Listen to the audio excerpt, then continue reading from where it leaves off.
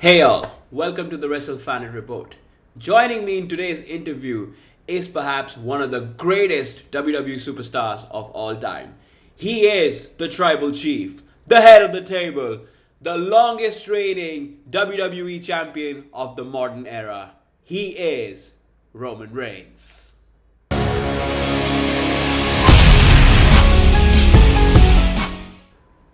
And there he is, folks. The tribal chief is here, and I acknowledge my tribal chief.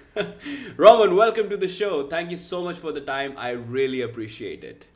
My pleasure, man. Thanks for having me. So, Roman, I would like to begin by talking about your historic World Championship reign that has lasted for over 1300 plus days. It's the fourth longest reigning championship reign in WWE. I wanted to ask, did you envision it that it will last this long, or did it come to you as a surprise? You don't really know exactly how it's going to go, right? But I definitely pictured progression. I definitely pictured, um, the progress that I've made as a performer, as a superstar, um, and ultimately as a top guy. But man, yeah, I envision, greatness. That's me and Paul have said this before.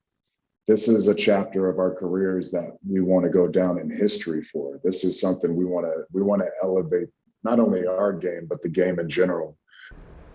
Well, there is no doubt in the greatness of your championship reign, despite some critics and fans that say otherwise. Anyways, I want to mention the guy you just mentioned, the wise man, your special counsel, Paul Heyman, who's set to go into the WWE Hall of Fame class of 2024. My question is that do you think that there could have been anybody else better than Paul Heyman to be on your side as Roman Reigns ascended to the heights as the tribal chief? No, no, I mean, he's special counsel, man. It's I've thoroughly enjoyed having him by my side, um, and I've sung his praises many times. He just knows how to make an elite performer very comfortable within their skin and how to hyper focus in on the task at hand, um, and put that performance first above all else. And that's what he does to make that comfort and to be able to have that tunnel vision for that night, that day, that week, whatever it takes to get to that point. So man, yeah, Paul, he's been a pleasure to work with. Not only on a professional level, but personally, just being around him, talking to him, sharing stories with him, hearing the history with my family, all his knowledge of the business, of WWE, all the way back to Vince Senior. It's really been um, an education being around him. I wouldn't want to go back. And if my day does come to where I leave for a while and then I come back, guess who's going to be with me? Paul Heyman. Awesome, man. I really hope that your and Paul's association goes way beyond. Speaking of which, I would like to get your quick response on this hype that has been created by the OG Paul Heyman guy for years, CM Punk, who returned to WWE last year, saying that, performers like yourself and your cousin, The Rock, who's also back and now a part of your bloodline, take away main event spots. Like we know that you and The Rock are scheduled to face Cody Rhodes and Seth Rollins in the main event of WrestleMania Night 1 this year. I just wanted to, get your response. What are your thoughts on these statements? Man, those statements are coming from bitter people, who possibly thought they were better than they really were. When it comes down to it, CM Punk was not as good or as over as The Rock. It just was what it was. From a full-time performer, I understand the frustration and wanting more. But like I said before, you got to take it. I'm a full-time performer. But I've done everything that needs to be done to stay in this position, to be in this position, to continue to make the opportunity for myself to be in a main event. And if anybody ever comes along to try to push me out of that, scenario, I'm a fight like hell to keep, the ground that I've made. So Well, I think you're right in some sense, and let's just leave it there. Although I want to switch back to The Rock, he's got this new heelish persona going on. The final boss, currently at line with you and the Bloodline in your feud against Cody Rhodes.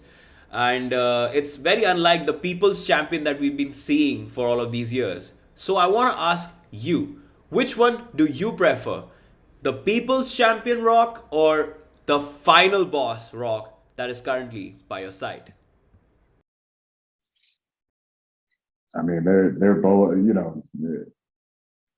it's almost like two of the best fruit possible, but they're just different fruit, right? Like they're just different performers and they're different style. It's just apples and oranges. No preference. I mean, I think I'll have to interrupt you there. I don't want any tensions to arise between you and The Rock over these little preferences because you're heading into a very important match at WrestleMania 40 Night 1 against Cody Rhodes and Seth Rollins. So let's jump right to the final question. You and Cody Rhodes, WrestleMania Night 2, main event for the Undisputed Universal Championship. Fans firmly behind the American Nightmare, and after he flipped out on initially giving his spot to The Rock, then he took it back at the Las Vegas event. The Rock slapped him, he slapped him back. But amidst this, chaos and confusion, I want to ask, how have you perceived this entire situation? That's how desperate that man was. He put his integrity up on the line. He completely threw out his morals to be in the ring with me. So there we go. It's a hot ticket to be one-on-one with the Universal Champ right now. Short and sweet. I think, Roman, you're completely ready to stop the "We Want Cody" movement and keep your throne intact at WrestleMania 40.